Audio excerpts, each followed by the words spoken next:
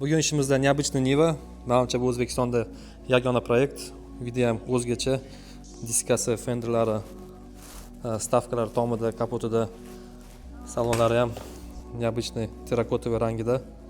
Kimdir qizil deydi, lekin bu haqiqiy terrakotoviy. Ko'pincha BMWda ishlatiladi bu rang. Bu mashina turbina bo'lganiga biz bunga to'liq выхлопной sistemani yig'ib o'rnatib qo'ydik. Выхлопной sistemamiz turbinadan boshlanadi, tepadan va past qismiga tushib, mana bu 63 diametrli trassa, gofra, komponentlarimiz rezonator va orqasida glушитель. O'rtadan kiradi, ikki tomondan chiqadi. Va ikki tomoniga dekorativ nasadka 89 mm da o'rnatdik.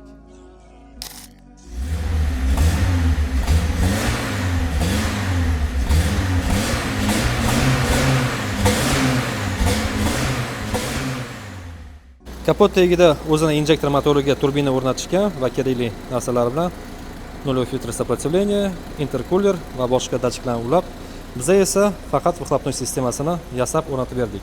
Agar sizda ham shunga o'xshagan proyekt bo'lsa, o'zimizga murojaat qilinglar.